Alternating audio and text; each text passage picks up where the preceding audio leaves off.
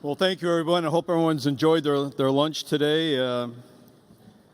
We're about to kick off into the town hall, and our moderators today is a gentleman I think everybody here knows, or if you don't know, you're about to know him pretty quickly. He kicked this thing off, this whole conference off on Tuesday with a tremendous, or Wednesday, I guess it was, time's flying, Wednesday with a most vivid description of the challenges facing the United States and her allies and partners in this global environment that continues to evolve as we go forward.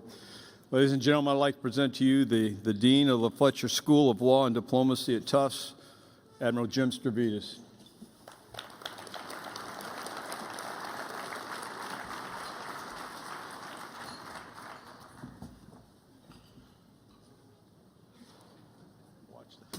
Thanks a lot, Bob. Appreciate it. Well, thank you very much. Terrific to be with everybody today. Have we got the mic? There we go. Thank you. We have a marvelous panel today. We're going to do this as a real town hall. We are living in the season of town halls. Hopefully, we won't see any service chief calling another service chief a big fat liar. I think we can do this probably with a great deal of civility, camaraderie between the leaders of three of the sea services. So if I could ask the Commandant of the Marine Corps, the Chief of Naval Operations, and the Vice Commandant of the Coast Guard to please join me up here. We'll go ahead and kick it off. Great to have you here, Commandant. Yeah. The Commandant just said he is not going to sing either. Good. Hey, sir. Good to have you here. I'll sink in. Well, what I thought I would do is take the moderator's prerogative and just kick off with a question or two for each of our panelists, and then we'll just kind of open it up to the audience and see where the conversation takes us. So, as we think about this particular conference and the confluence of technology and innovation and its applicability in each of your services, can I ask each of you to say a word about technologies that you think are particularly important? Commandant, we've talked about the air-ground integration so central to your strategy and ideas. Can you start us off on that? Yes, sir. Thanks. First, thanks for all the folks for putting this, General Shea, AFCEA and West, for putting the conference together. Opportunity to be here. Good to see you, some old friends. I think there's a huge amount of things in the future that are going to change fundamentally the way we do our business, not just make it better, but do it in a different way. So there's the part that we don't know, and there's a part that we're doing now as far as digital capabilities, tablets, interface with airplanes, man-unmanned interface, things like that. And so I think we've got to move that way. We're doing a number of experiments with air-to-ground communications. We're going to take a unit, 3rd Battalion, 5th Marines, for the next year, and they're going to be our experimental platform, if you will, and we're going to give them capabilities and do it in an efficient way, which I think is giving it to Marines and let them figure out, because they're our best developers and experimenters. That said, I think at the same time there's something we have to pay attention to. And I was talking to General Shea about this. Because of our adversaries, our potential adversaries' capabilities, what is our critical capability and our center of gravity can also very quickly become our critical vulnerability. Yeah, exactly. And so how do we protect the network? How do we protect what we've got and enable ourselves to leverage the communications and the weapons systems that we have? And then what do we do if there's not enough resiliency or that network becomes degraded or it goes away? Indeed. And so that poses a whole other set of problems. And how do you operate the way that we learned growing up to operate, without radios, using visual, talking on wire on phones that can't be jammed. They can be cut, but they can't be jammed. So go into this with our eyes wide open, but be watching over our shoulder to make sure that we're not just kidding ourselves that we've got a capability that doesn't have risk. Let me press one more round with you, Commandant, if I could. First of all, the idea of using an entity as an experimental platform, I think, is terrific. And I'm going to ask the CNO to bounce off that in a moment based on his background working at the old Joint Forces Command and Innovation there. Mm-hmm. But Commandant, could you say something about virtual training, as in virtual training? How does that fit into the vision? I think the training systems we have, as far as simulators and simulation, are pretty good for individual task condition standard, for air crew, for individual, for drivers, for even firing individual weapons, gunnery, things like that. I think the thing that we're looking for is, where's the equivalent of our holodeck, where a fleet commander or a division commander or an air wing commander can go in and get a rep. Mm-hmm. Right now, that almost requires the actual provision of the real stuff, which is really expensive.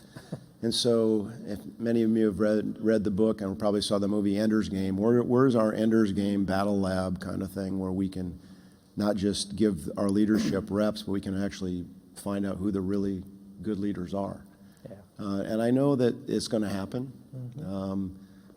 And I think also looking at ourselves, there are some things that we have that I'm not sure we're leveraging because we haven't written it into the training manual that says, okay, before you do this live, you have to do, the aviation's community is much ahead of the ground side on this, but because they would never fly a sortie in the training and readiness manual without flying the thing multiple times in the sim. Mm-hmm.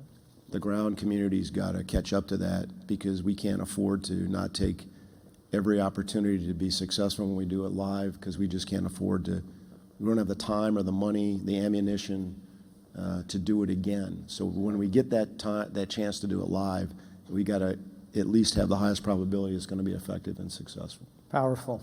So CNO, want to pick up that thread a little bit, both with technologies that really matter, innovation, and also maybe a little bit of the great work you did, I recall, as a one-star back at the Joint Forces Command. Well, first of all, I think I just want to echo General Neller, and I said it this morning during my pinch hit morning session, that I think this conference is just terrific. And so bringing everybody together, active duty, industry, you really do, I mean, this is an innovation lab in and of itself, right? All of these connections are being made, these deals being done, and I think that things like this are extremely valuable for building those partnerships.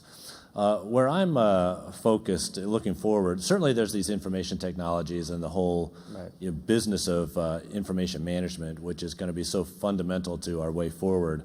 But it's enabling a lot of other things. And I think particularly for the Navy, if you think about what we do on ships, in isolation at sea, things like additive manufacturing, 3D printing, if you think about how that could revolutionize our logistics chain there, where you just can make it on board, those things have me very excited. And then as our networks and systems get more complicated, more complex, as computing power skyrockets, there is this sort of artificial intelligence aspect, which is really starting to have, an impact. I think it's just getting started.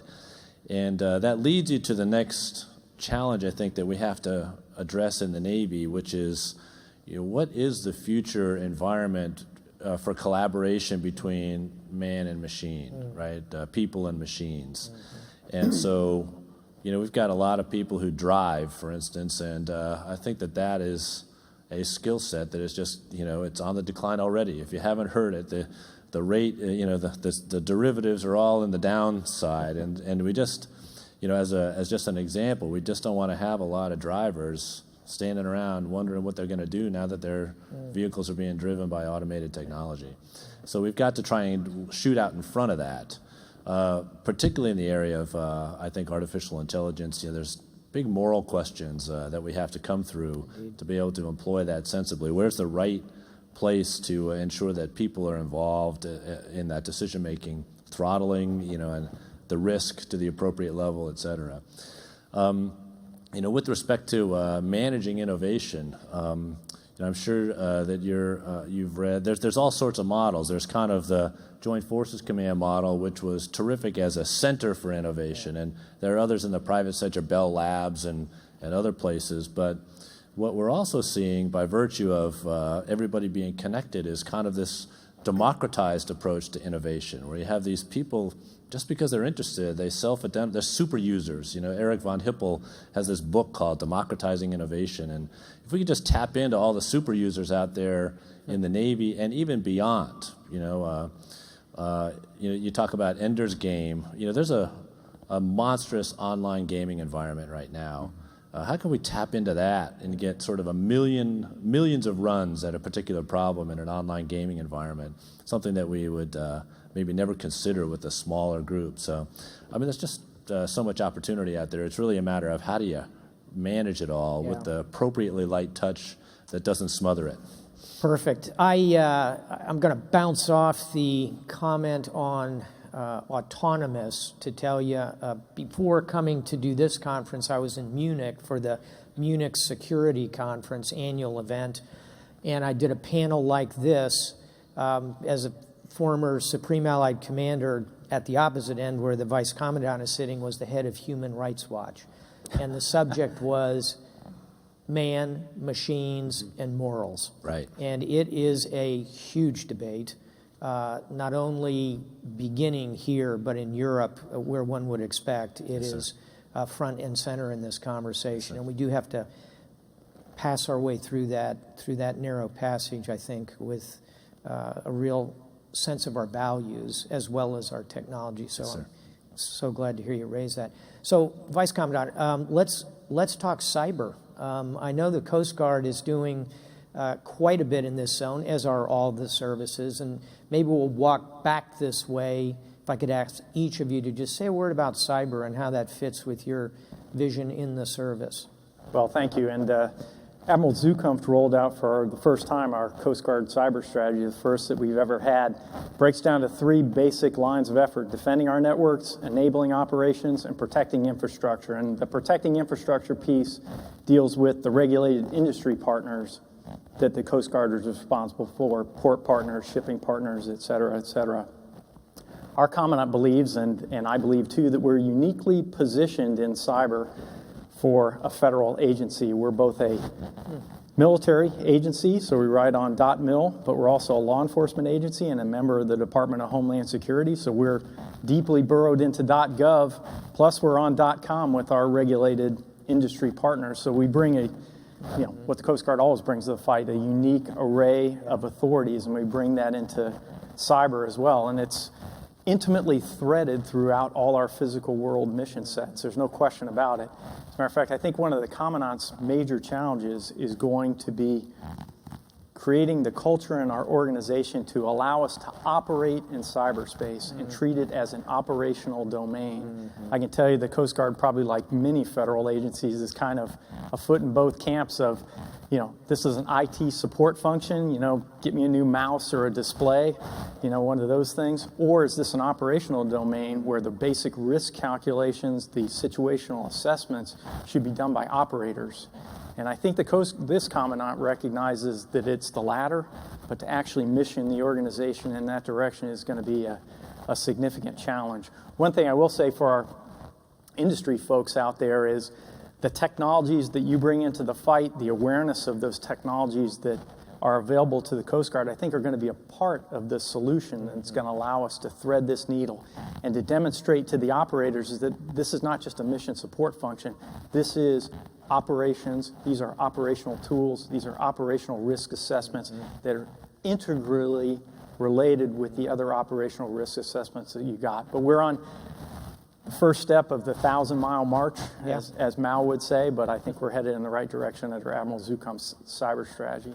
And are you creating a specialty in the Coast Guard? Are you going to have cyber Coast Guardsmen, or will this be a subspecialty that people have?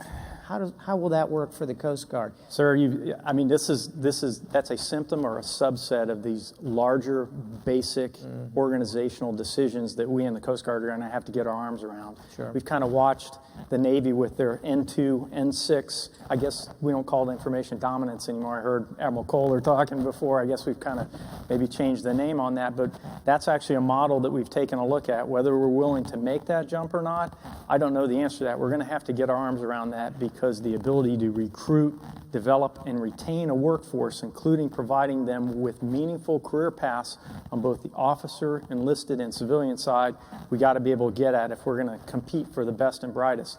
And I think that the world of cyber, the Coast Guard will either live or die, succeed or fail, not based on the technology, not based on the policies, but based on that gray matter that exists between the two ears of our Coast Guard men and women. That's how we've always succeeded as an organization, and it's one of Admiral Zukamp's tasks to set the battle space to allow us to do that. But it's a great question, because we're struggling with that right now as to how we want to recruit, develop, and retain that workforce of the future, and exactly the issues that you hit on there, sir. Yeah.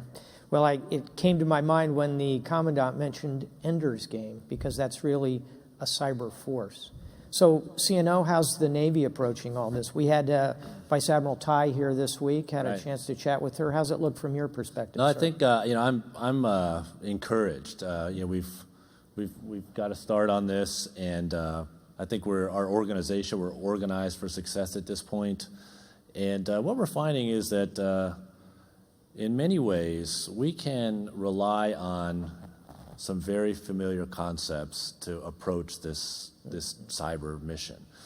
Sure, it happens, instantaneously across the world. I mean, there's certainly some very unique parts of it, but there are also many, many familiar parts of it in terms of setting up a defense of a network, and then knowing right off the bat that defense will never be impenetrable. And so, how do you then develop the sensing system inside the wall, if you will, for the inevitable leaker? Right. And then once you find it, how do you isolate it as quickly as possible? Those fundamentals we have in our seawater systems, we have them in our electrical distribution systems. We know how to do this sort of thing. And so what we found is that once we sort of calm down and study the problem a little bit, there are many things that are new about it, but there are many things that are familiar about it. And so we're trying to demystify it a little bit, to the point that the Vice Commandant made. We're starting to recruit people. We've got cyber mission teams that are standing up, and they have different focus areas, whether they're protect or what have you. And we're starting to deploy those, and we're learning even from that hey, maybe our initial model wasn't quite optimal for as we settle in and practice it. And so we're open to changing that if that's where the data and experience takes us. You can't grow it fast enough. That's the one thing. You just bring these people in, and then there's a significant amount of training to get somebody up. At the end of the day, that force may or may not look like the folks that are manning other parts of the Navy, but we have to be open to all these possibilities, because it's absolutely vital that we have an effective force there. So, Commandant, the cyber warriors of the Marine Corps, they're still going to have high-end tights? They're going to be Marines. Exactly. There are certainly there's a lot of talent out there, but whatever they are, they're going to be Marines. They're going to meet the standard of being a Marine. But I think I'd just make 3 points, Admiral. First, we've already mentally accepted the fact that it's the fifth domain of the battle space. We're fighting. There's cyber fighting going on right now. I mean, our network's under attack. I'm assuming many of the business folks out here commercially, your network's under attack. So there's fighting going on right now. And these cyber mission teams that CNO mentioned, we're all on the dot to provide those to Admiral Rogers and Admiral Haney at Stratcom. Organizationally, we watched what the Navy did, and we formed a information warfare command that's being run by our MAR 4 cyber commander, Brigadier General Laurie Reynolds. And part of that organization is our director for intelligence and our communications. So we got intel, comm, and cyber in a kind of a collab, and we're just starting to figure out the power of that. And then the question is, how do you drive that organizational change down to the MAGTF? Is it a staff function? Do we take radio battalion and comm battalion and intel battalion and split them out and make them a information warfare command? Do we in the G3 have a G39? We've done a lot of different things, but eventually we're going to have to close on that and snap the chalk. And we're going to do that. And then we're going to have to figure out where we're going to get the Marines to do that, because I think we all believe we believe we're underinvested in that. We just don't know what the number is. And then the last part is the training piece. With all due respect to many of the military members still on active duty in here, they're much younger than I, so I can say this, but they grew up in an environment in OIF and OEF where they assumed that they had 100% comm, that they assumed the network was accurate, that they assumed the server was going to work and the computer was right and the GPS was accurate and the radio, the SVoIP, wherever it was, Merc Chat worked 100 over 100, and if it didn't, they all just kind of turned into a big pile of goo. And as opposed to when we grew up, that if the radio worked half the time, we were ecstatically happy.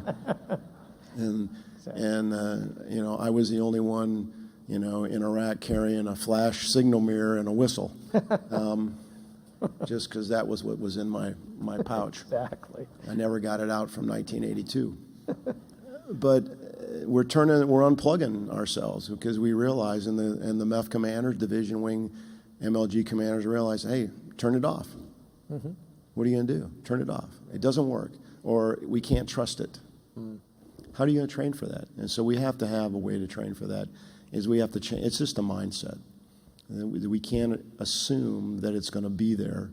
We're going to do everything we can to protect it and make sure it is. Sure. But I don't think we can count on it, whether it's, the Navy's back to doing celestial navigation.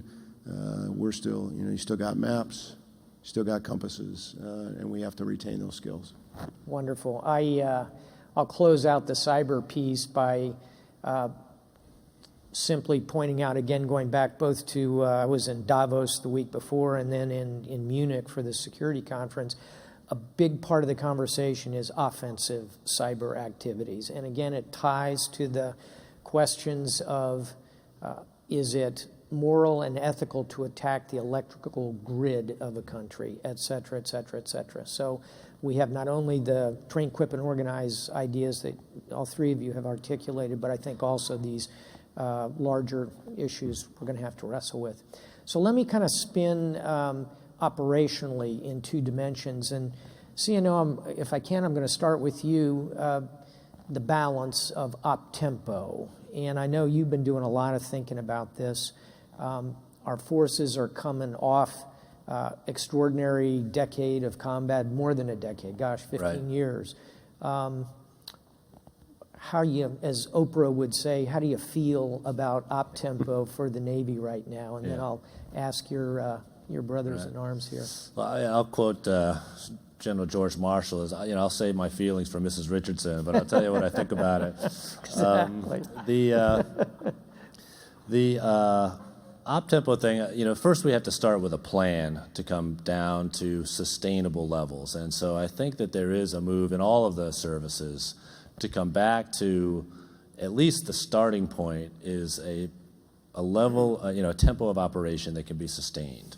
And so we kind of converged on a model of a 7-month deployment, and our plan really gets to everybody deploying for no longer than 7 months, really at the end of this year. And we're moving so that fewer and fewer ships are deploying for longer than that, and by the end of this year, nobody will be planned for that. Including the carriers, including the amphibs. Including the carriers and the amphibs will all be 7 months or fewer. In fact, the highest demand force is ballistic missile defense, those DDGs. So those are the guys that really feel the pinch.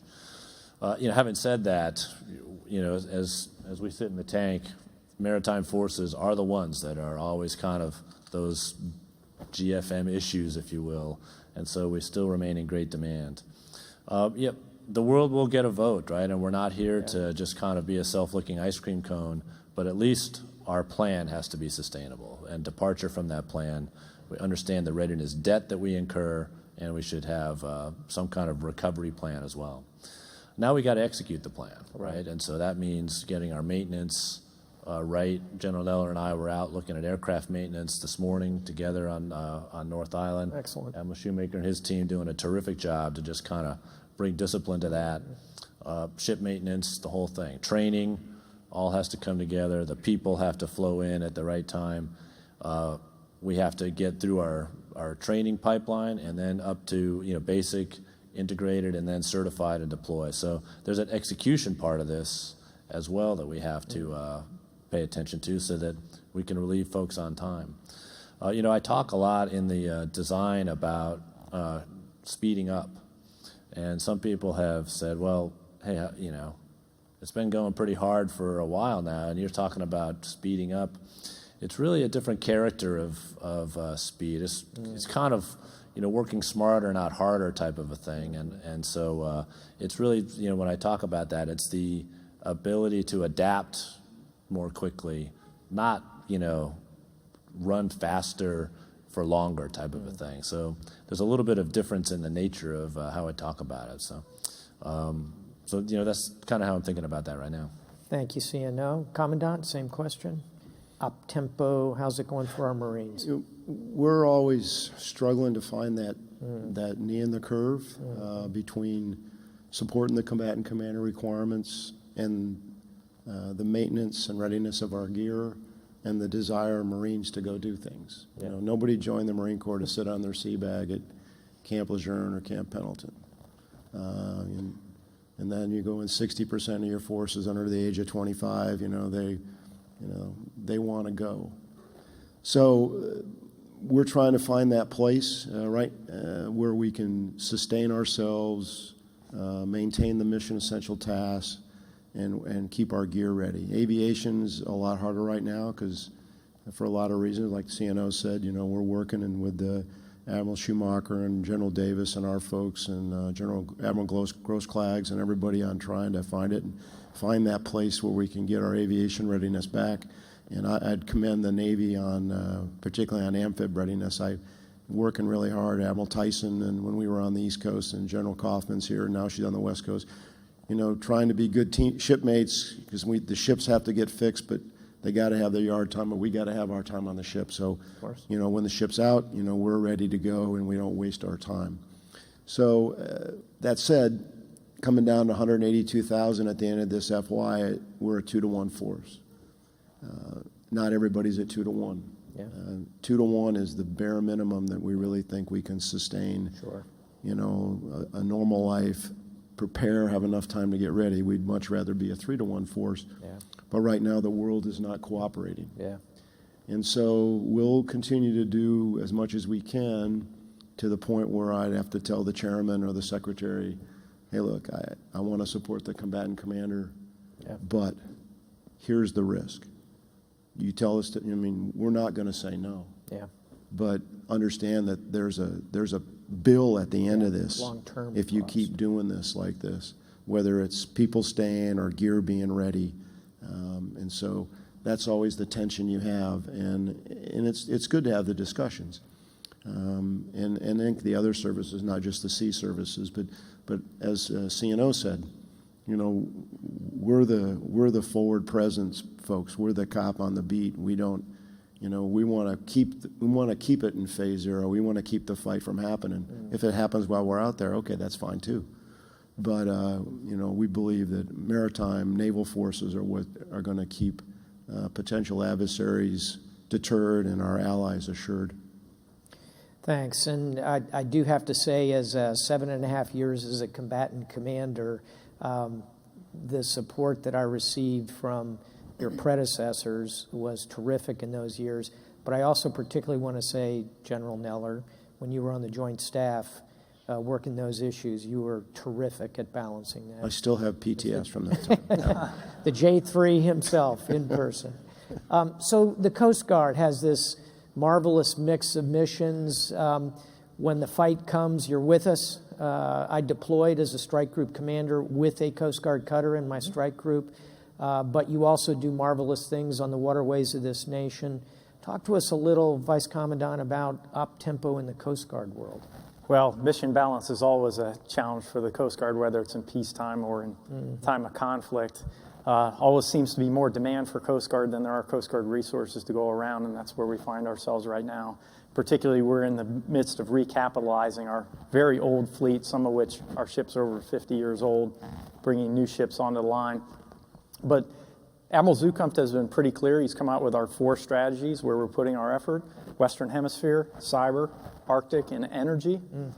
The Western Hemisphere and the Arctic, which also includes the Antarctic region as well, drive our mission balance. And in Western Hemisphere, we have taken risk in other mission areas to provide additional resources down to your old AOR, sir, down in Southcom, dealing with the trafficking and organized crime that plagues that area, which still has amongst the most highest homicide rates in the world. As a symptom of that instability that exists in that area, we had 50,000 unaccompanied children show up at our southwest border, still have tremendous instability in that area, in part fueled by the drug trade, illegal human trafficking, firearms trafficking, and the whole bit.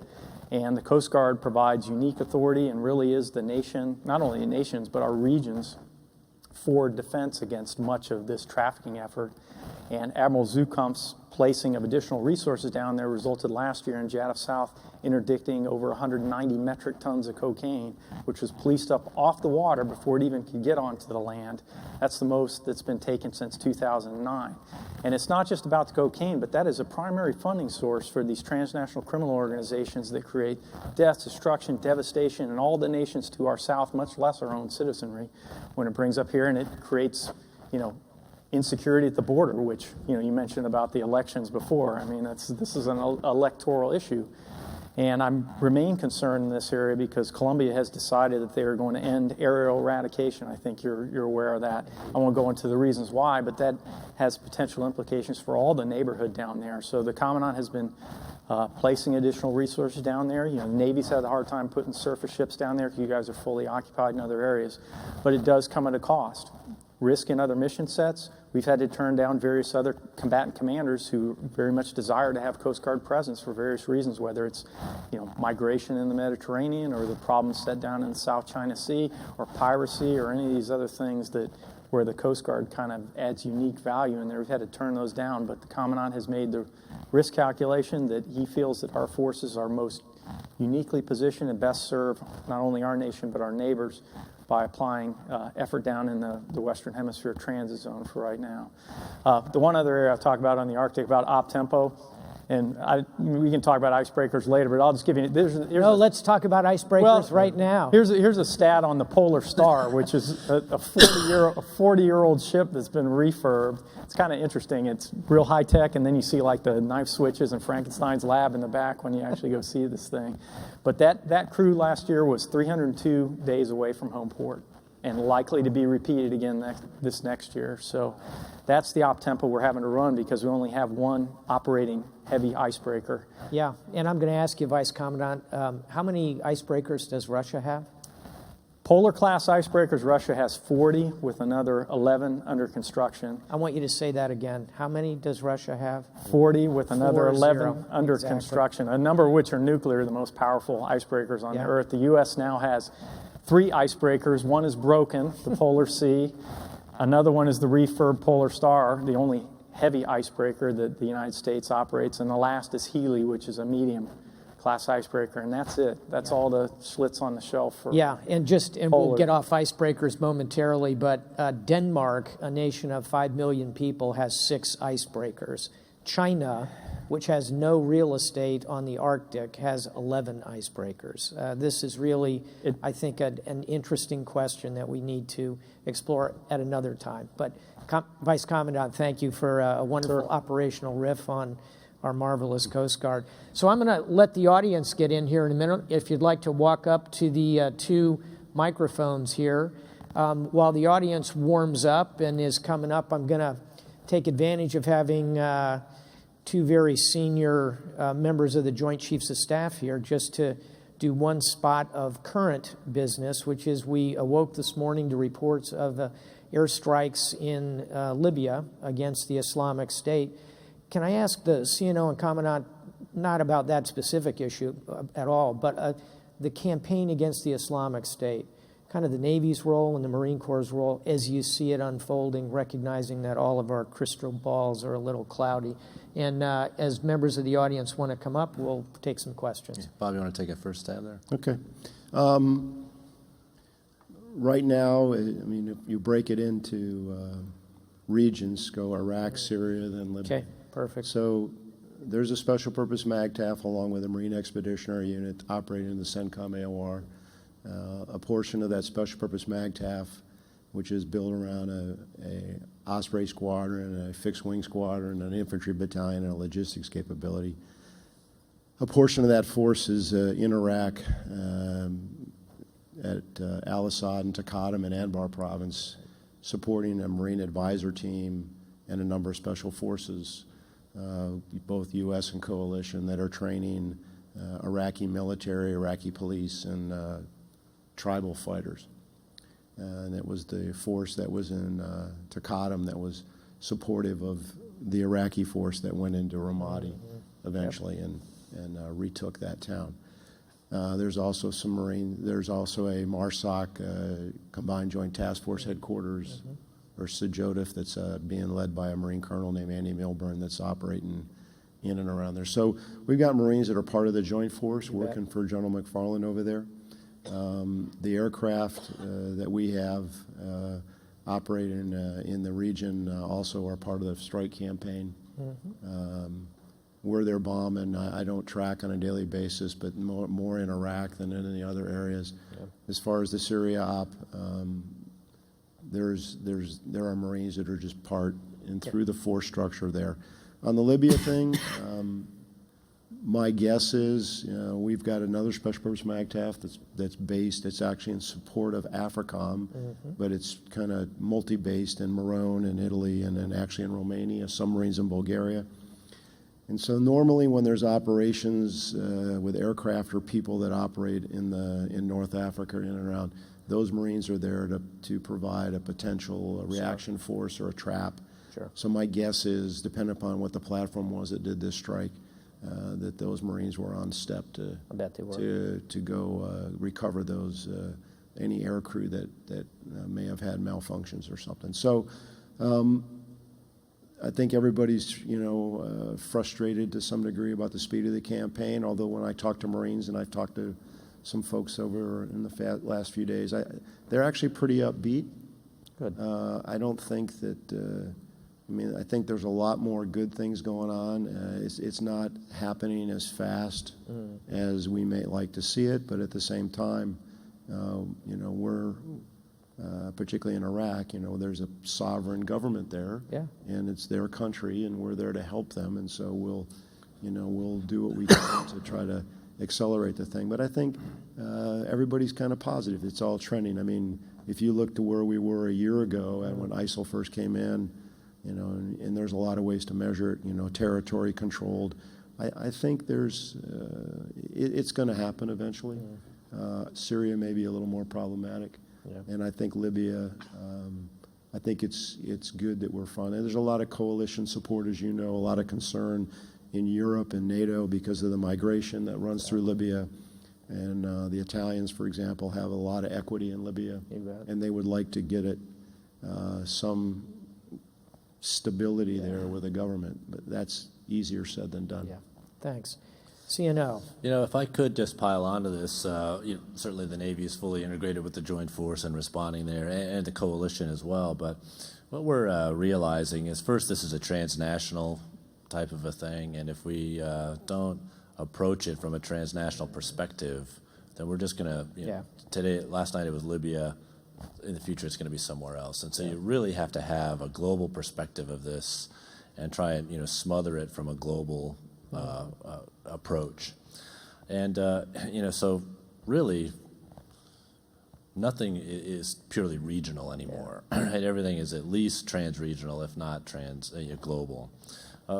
Similarly, I think that both the campaign against ISIL global counterterrorism, and also the cyber campaign that you mentioned, is blurring the lines between what would be sort of a traditional linear phase 0, phase 1, phase 2, phase 3 approach to conflict. And so, how do you characterize a campaign that might be, in phase 2.5 in the cyber domain, phase 2 maybe with some of this, coercion just below the threshold of traditional phase 3 conflict, and maybe kind of legitimately phase 0, phase 1 in other areas. It really is very nonlinear, and I think we have to kind of approach it intellectually a little bit differently, both in kind of in time and space. And that's, I think, right at the heart and center of really some of these calls for defense reform. And so as we think our way through that, I think we have to understand the different character of the world that we're in right now. Thank you. And I'll just add to that, if I may, as we think so often of the hard power solutions, that part of the long game is on the soft power side, and finding that balance is something that all of your services are contributing to mightily. Well, let us now take some questions from the audience. Please mention your name and affiliation, and then if you want to steer the question toward an individual or to the panel, please. And we'll start with my good friend, Captain Sam Tangretti. I guess I don't have to identify myself. This is for the CNO and Commandant Marine Corps. If we actually bend some steel on the distributed lethality concept, are you guys working through the implications for the amphibious force? Just a little background. Centuries ago, when I was CO of an LSD who relieved destroyers in their functions and did a lot of independent ops, I harassed ComNav Surf Pack to get us some canister launchers off decommissioned DDs, Swig 1 Alpha, pull the wires, and make us a test platform so we have some modest war at sea capability. And the answer was, not only would it take NAVSEA years to study it, but we're afraid the Marines won't let us do it because that blurs the mission of the amphib force if now we're pretending LSD is a DD. Would you comment? Are you working through that issue? Thank you. You get to go first. Okay. Well, really, I'll tell you what. Either one of us could start on this answer, and we'd arrive at the same place because Commandant and I have been talking about exactly that. And first and foremost, if you leave the room with anything, leave the room with the clear idea that we are joined at the hip to address naval warfare. And that's going to include, when you combine that with the ideas in both the guidance that both of us have just issued, you're going to see a lot of experimentation in terms of force composition and what platforms, what capabilities we put on individual platforms, and then how we combine those platforms together in new force packages. And so, to the answer to the question is, absolutely yes. I don't know that distributed lethality really requires. Maybe you were just using the analogy of bending steel, but we've got an awful lot of steel out there right now, and people that can get at these things very creatively. And if you think about a 3-ship SAG in support of an amphibious ready group, that's an amazingly powerful force, particularly when enabled with some of these information technologies and capabilities that are there. Distributed lethality, any sensor can be connected to any shooter type of a thing. That's a very flexible and resilient model as we build out that network. And so we're very committed to doing this together. Both of us have committed to doing that not only in practice but in our guidance. We're on the record, if you will. And so, absolutely, I would say a very enthusiastic yes. Commandant. I think that the world situation that we have has created opportunity for the naval force. The last, 10 or 15 years, we've been able to kind of do our own thing because we were pretty much tied to fighting ashore, and the Navy was out doing what they did, whether it would be ballistic missile defense. But when you look at Russia and Europe, look at the Atlantic, look at the South China, I'm looking at Admiral Swift down here. I mean, Just look at Admiral Swift. He's That's a he's the one that dangerous should be man. answering these questions. No, so I think there's at least when the CNI talk, we're always talking about the naval force. I think the days when the Marines, well, I only do this because this is what the Marines do, or the Navy only does this what the Navy does. Those days are gone. We can't afford that. We don't have enough ships, so we all got to work together to provide the combat capability. So part of it, it might be weaponizing, putting more weapons on amphib ships. But I think more importantly, I think it's what Admiral Richardson said. It's if there were one thing with the amphibs, other than there's not enough of them. I mean, they are the most beautiful ships in the ocean, I do believe. Other than get rid of steam power, I would suggest that to get this connectivity, to get this integration with a network, we're going to have to put a little more investment in the command and control on board all the ships so that we can take advantage of the network. So we can take advantage of the fact that in another year for Pac Fleet, Admiral Swift's going to have F-35s on big deck amphibs. So now we got Ospreys, we got F-35s. We're out there operating with the carrier strike. We need, if we're going to put Marines ashore, we are not going to do that ourselves. We know that. Whoever the adversary is, and we have to help get ourselves to the objective area if part of the mission is to put Marines on the land. So whether it's sea control, whether it's fighting our way, advanced force ops, we're back to read U.S. Marines in Amphibious Warfare by Isley and Crowell. Talks about the campaigns in the Pacific and in World War II. And we're never going to get to that scale, but the same ideas, the same teamwork, the same cooperation, the same willingness to experiment, adjust, and change, that's where we're going to go. CNO, you wanted in? I just want to kind of come in on top of that because he mentioned the F-35. The thing that's going to drive this and take it to the next level is the Joint Strike Fighter on both of those platforms and in the Air Force. And, the capability that brings, particularly the situational awareness and the just this ability to sense and communicate is going to stitch us all together. And you combine that with Aegis Baseline 9, and you've got just a tremendous, very resilient network. Yeah. And we need to expand that to the amphibs, but it's that JSF that's going to bring us all to this table. Yeah, I agree. That's the centerpiece, and the mix and match capability is really extraordinary. Sir. Libo Liu, Voice of America. I have a question on the cyber issue. Admiral Stavridis, I think you have advocated a separate joint cyber force.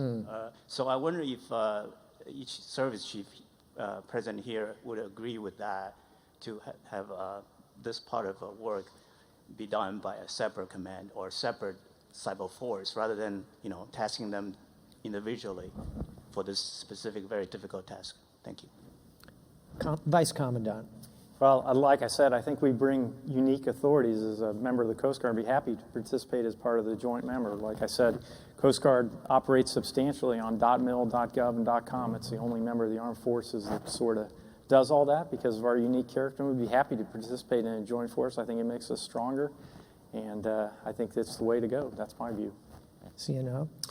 I think just the opposite, actually, that this is, well, not the opposite of the Commandant, opposite of the proposal implied in the question. I'm right with the Vice Commandant all along.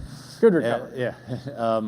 I think that this must be integrated, right? If we have a completely standalone type of a thing, it's going to be just that much more difficult to integrate it into operations, into the planning and the execution, the debriefing, all of that. And so while there are potentially some unique skill sets and capabilities, it's through that deep integration into the fundamentals, the early, just the basic ingredients of warfare going forward that I think is going to make cyber achieve its full potential.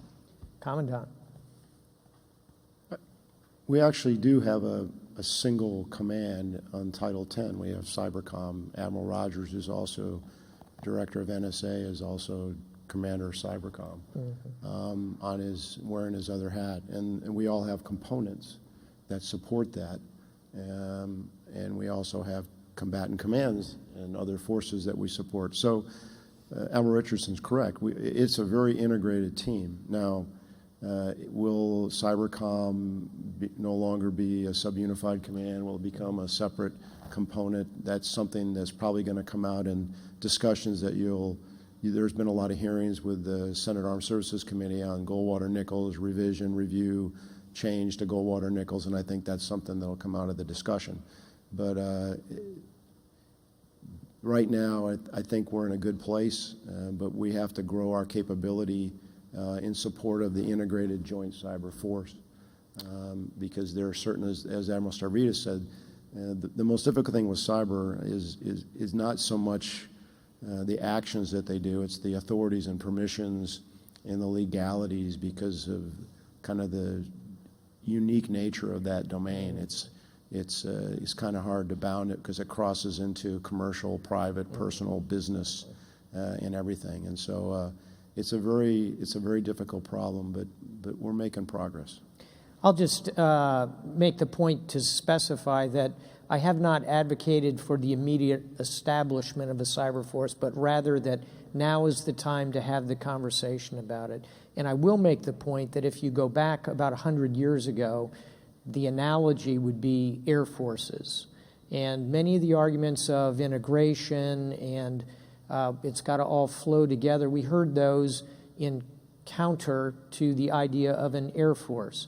Yet today, I don't think we could imagine our military without an air force. I suspect in 50 to 100 years, we will say, of course we need a cyber force. But that conversation, as you see by the variety of answers right here, is really just beginning.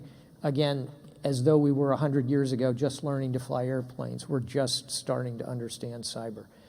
I'm going to go right over here and then back to this gentleman, please. Thanks, Admiral. Lieutenant Roger Misso. I work in the Pentagon. Gentlemen, thanks for being here. I'm sorry you work in the Pentagon. It's nice to see everybody in San Diego. In fact, Roger, I know exactly where you work, so you better be merciful with this question.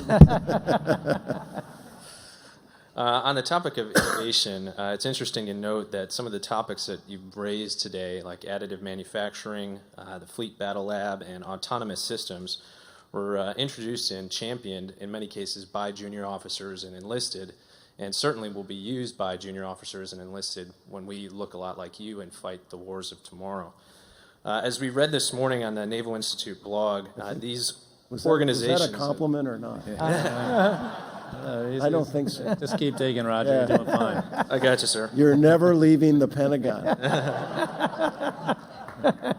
Great.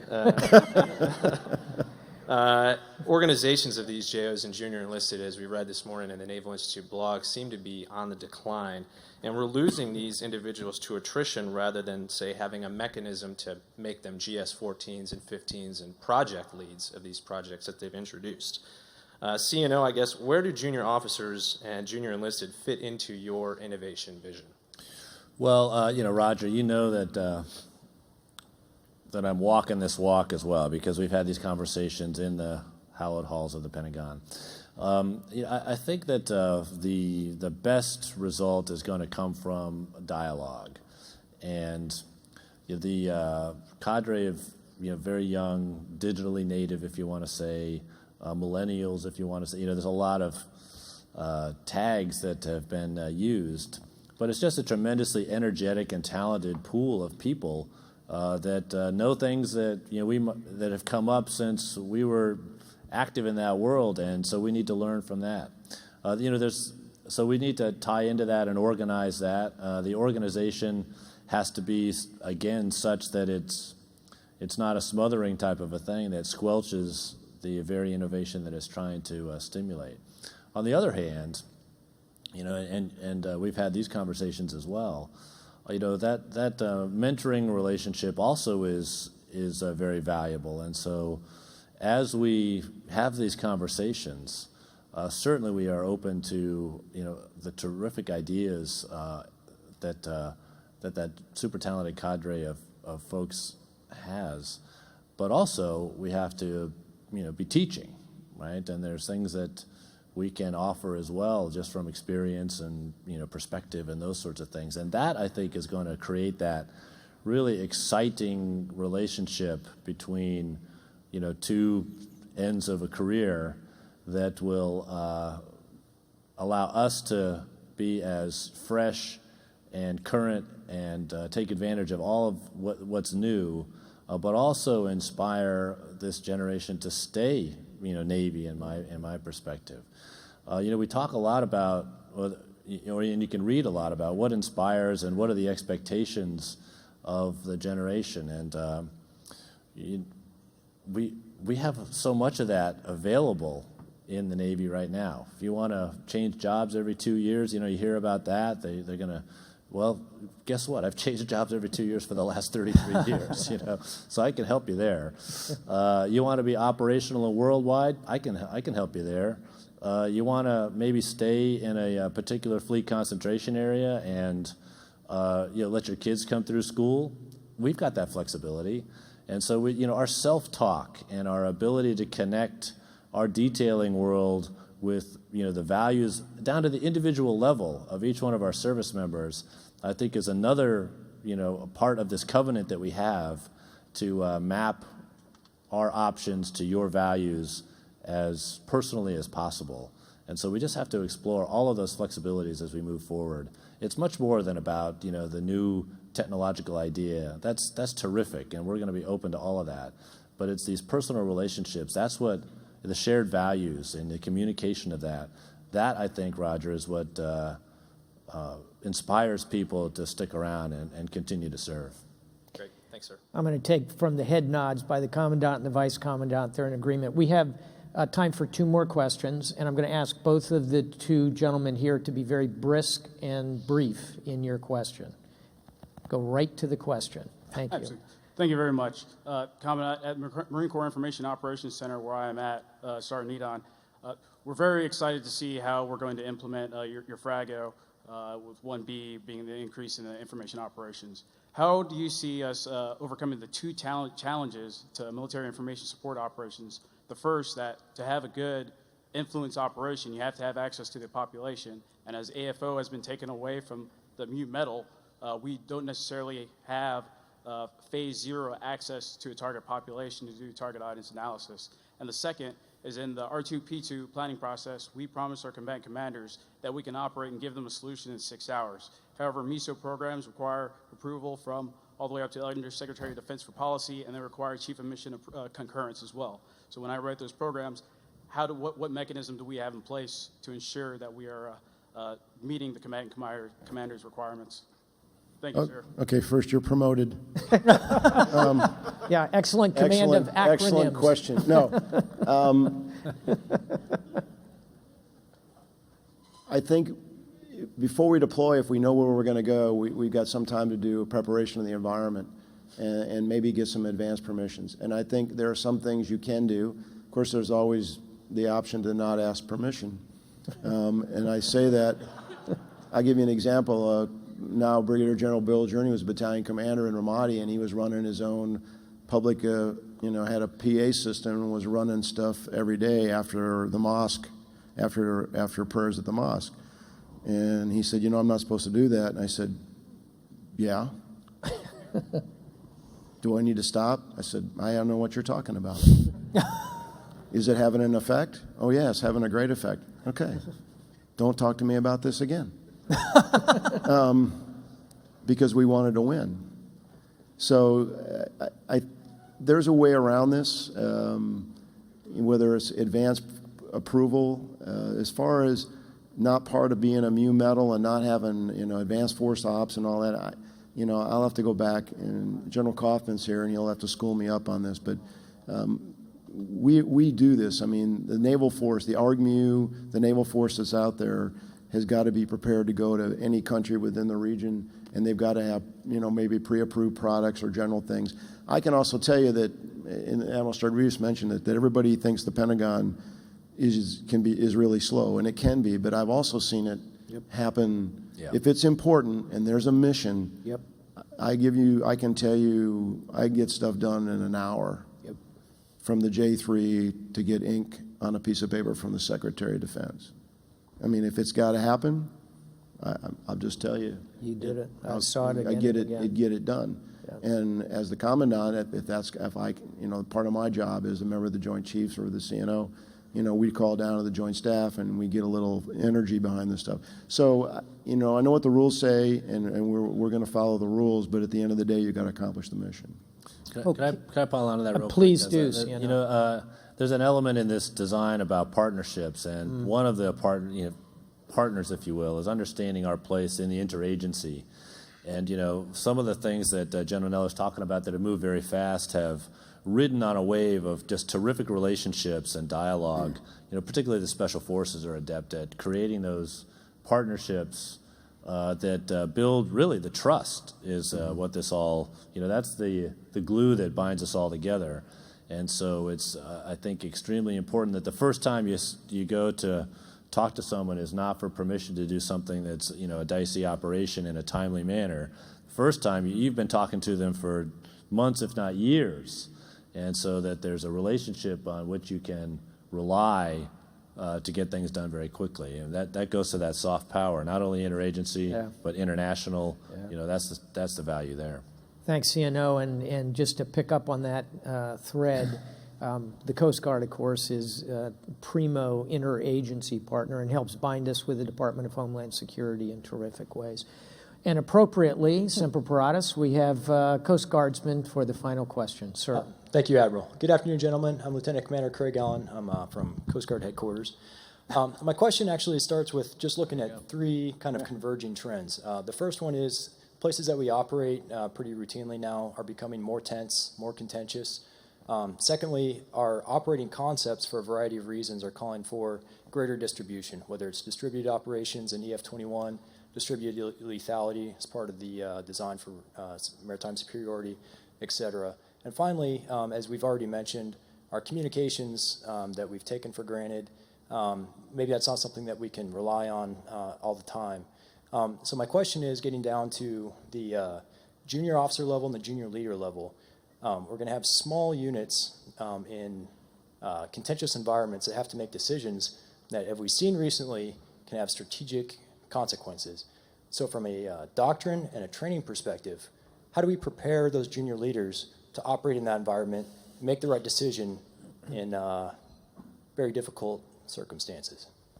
Thank you. Vice Commandant, you want Well, I get first bye here from my colleague here from Coast Guard Headquarters. Welcome from the snow and the rain down here to San Diego. But as far as the Coast Guardsman goes, this is right up our alley. Coast Guard has always operated in very small units. We have on-scene initiative as one of our organizational doctrine. We have delegation down to the lowest level as our organizational doctrine, and we live and die by that. We live and die by that on the innovation side of the house as well. It's amazing what our coasties are doing out there, with not a lot of resources, just coming up with some incredibly innovative ideas. But that Coast Guard lives and dies on exactly that type of construct that you proposed there. It's interesting you weave in the technological pieces on there and how we have taken sort of net-centric warfare or net-centric operations to heart, but it comes with all this additional baggage that it gives you all this capability, but it comes with all this baggage if you don't have that network capability. I can tell you from a Coast Guard perspective, we focus on that substantially and try to invest in systems that are going to provide us with enough resiliency to be able to survive in that environment so that our folks can actually rely on them. You may not get everything you want, but you're going to get a reliable system to actually do the nation's business. And we will continue to rely on that on-scene initiative and judgment that is set forth from our both junior enlisted and our junior officers. One other point I want to make, and it's related to this other thing, is we had the gentleman come up there and said, hey, I'll look like you at some point. I'm not necessarily sure that we've set good career paths for our people to actually make those jumps along the way, particularly some of these forward-thinking operators, folks who embrace technology. How are we going to set them up for success in our organization? I can tell you as a Coast Guardsman, it goes to your question earlier, sir, we don't have those fundamental decisions made as to how to keep those motivated troops around and provide them with a meaningful career path so that at some point they can be sitting up here as one of the senior leaders providing that direction to our organization. But I appreciate your question because it really goes to the ethos of the Coast Guardsman, which is that on-scene initiative, delegation down to the lowest authority, and providing those troops with resilient and reliable tools to get the nation's business done. CNO? I think, well, first of all, you raise a really deep question, and I'm sure you're aware of its depth, but there's a little bit of a tension between network connectivity and independent action. If you let it happen such that you don't give your subordinate commanders, all the way down to junior officers, chiefs and petty officers, you don't give them the freedom to act without calling home because, hey, guess what? I've got the net right here. In fact, I can even have a VTC with you and check you out, visually. So whether I'm all about network resilience, and I think we're moving in the right direction there. Our networks are going to be much more resilient than people give them credit for. But even still, we want to have that freedom of action and that distributed approach. That is what makes us strong in the military, and particularly in the sea services, that ability to act on fleeting opportunities independently, take your team over the horizon and bring them back stronger and more capable than when you left. With respect to the strategic implications of that, I'm going to segue to the Commandant, if you don't mind, sir. I think General Krulak was the one who outlined the strategic corporal concept, and we found that this is another asymmetric strength of Americans, is that when given the opportunity, it's just in our DNA to sort of pick that mantle up, be extremely creative, extremely astute, and do a terrific job. So, Commandant, I don't know if you want to pick up from there with the Krulak handoff. Well, we have a very talented force. I just called a group of officers to inform them they've been selected for Brigadier General. And in calling them, I kept thinking about all the other officers I could have called. I mean, it's the incredibly deep and talented bench. And I have great trust and confidence in the men and women that lead all of our services. And I think it's very easy. I mean, you can sit in an operations center and read Merc chat, and you know exactly what's happening. And there's a great temptation to jump in and give advice when you really should just say, okay, I really don't have to ask any questions now because I'm seeing and hearing everything that's happening. My job now is to get things ready to go in case it goes south, or to respond or support here. And I don't need the last thing you want is somebody calling you on the radio or Merc chatting you, like giving you bright ideas. But it's very seductive to be able to want to do that. I think you defeat that, or you manage it, by the way we train and through doctrine. And the Joint Force in the Army calls it mission command. The Marine Corps calls it maneuver warfare. So, I'm paying you money to make decisions. And I give you a mission, and I say, here's the intent of this mission. At the end of the mission, the purpose of the mission is this. Here are the things that you should think about. And at the end, when you're done, I think it should look like this. So if we lose comm, you're out on the Starship Enterprise and we can't talk to Federation headquarters anymore, and you make the recording that be played at your court-martial as you go into Romulan airspace, that's what you get paid money for. And if the hire did their job and gave you a viable, clear mission statement with rules of engagement, and you understood what to do, then go forth, go where no Coast Guardsman has gone before. And we'll sort it all out in front of the judge when you get back. Right, that's right. But I mean, that's what you get. And those are the moments that you live for. I mean, that's why we joined this thing, I think, to be put in a really tough, demanding place, to make really hard decisions, to lead really motivated men and women to do a hard job. I'm just getting excited talking about that. And I think we got to stop it right there. We'll never top that. Thank you very much. What a great panel. Thank you. Nice job, Bob. Well said. Could I ask you to just hold in place for just a second, please? So admirals and generals, thank you very much for the great insights, and there are certainly some vexing and challenging issues that you have to deal with on a regular basis. So on behalf of AFCEA, the Naval Institute, we'd like to present you with a token of our gratitude, a copy of Toward a New Maritime Strategy, American Naval Thinking in the Post-Cold War Era by Peter Haynes, and inside you'll find an AFCEA bookmark. And I ask you just stand fast for just a second, please. Great. Thank you very much. All right. Thanks. Thanks, sir. Thank you, sir. Okay, thanks very much. You got it. Thanks. All right. Yeah. Thanks, Bob. I'm going to take this. Okay, so if we could just wrap this up kind of quickly, and I'll try to move on very fast here. Before we close, on behalf of our longtime shipmates, the United States Naval Institute, AFCEA, the Naval Institute led by Pete Daly and a great team that he has, and the entire Naval Institute and AFCEA staff, I'd like to thank you for all of you out here today, as well as our partners. And I'm talking about the many volunteers who helped put this thing on that are out of sight, out of mind in many cases, but certainly without their support, this event never could have gone on. So thank you all very much. And the sponsors and the patrons. Without industry support, an event like this just can't happen. It just cannot happen. You're instrumental to what we do. And our Department of Navy, Marine Corps, and Coast Guard, and our allies and the partners that we have throughout the world. We've had several of them come in here for this event. And this has been a tremendous week, healthy and thought-provoking discussions of evolving concepts, while at the same time remind ourselves of the many lessons that were learned in the past, the legacy lessons that still carry a lot of weight going into the future and bear review. And there have been demonstration of new and emerging technology, and throughout this whole event, discussions, exhibits that can only make our naval forces and our partners and our both national and international stronger as we face the dynamic global challenges as we move forward. And it's especially comforting, from my perspective anyway, and I'm sure many others out here, that we're addressing the challenges of the future, recognizing that we've got a knowing and understanding adversary, and that we're prepared to take on the challenge, the technological challenges, and the consequences of that technological advantage that we have, because they certainly know what our advantage is, and they're going to go after it. But it really was heart-rendering to see that people, our leaders, our military and government leaders, really understand that we're going to have to face some challenges in the battle space that we haven't had to face in recent years. I'd like to particularly thank the leadership of the services at the various levels out here who have put their support fully behind West. You're what made this a success.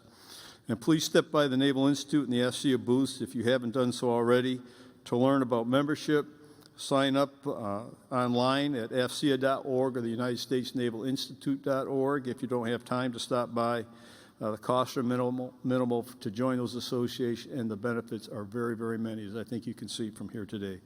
And finally, the Naval Institute and AFCEA look forward to seeing you at West 2017, 21 to 23 February 2017, right here in San Diego.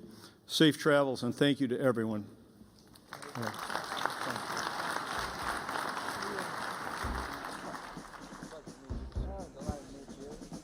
Ladies and gentlemen, thank you for attending West 2016. The exhibit floor is now closed. If you could, please exit through the front doors taking you to the lobby through A. Exhibitors will be permitted back into the exhibit hall for a strike.